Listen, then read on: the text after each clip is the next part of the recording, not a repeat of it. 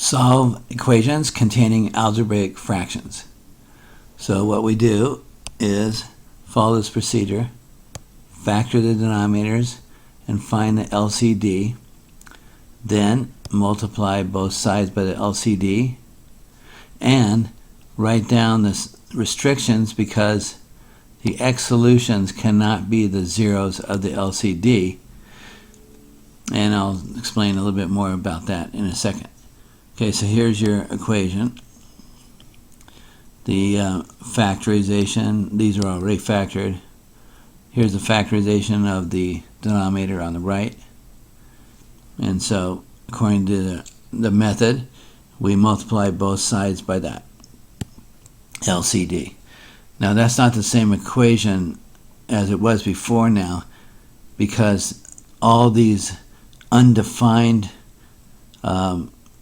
x values that make these undefined, these fractions are not going to be undefined anymore.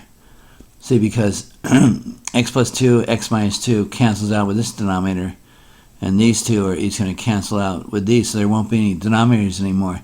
So any x values that end up in the solution that happen to make the denominators 0 would not be solutions. So we have to write that down. X cannot be negative 2 and cannot be positive 2 from the zeros of the LCD. Okay, so you got to write that down. All right, now continue on.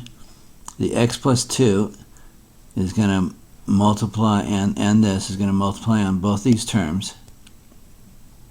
And when it does, the x minus 2 is going to cancel out from this one and leave it x plus 2 times 8.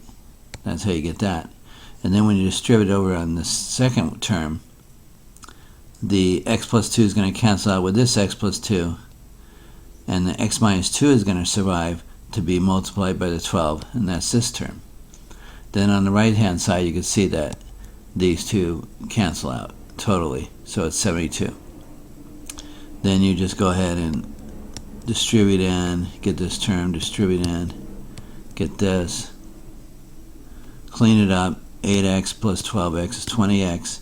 16 minus 24 is minus 8, and that's 72. Add 8 to both sides. 20x equals 80. Divide by 20. X equals 4. Now, 4 is not equal to negative 2, which was restricted, and 4 is not equal to 2, so everything's fine. X equals 4 is a solution.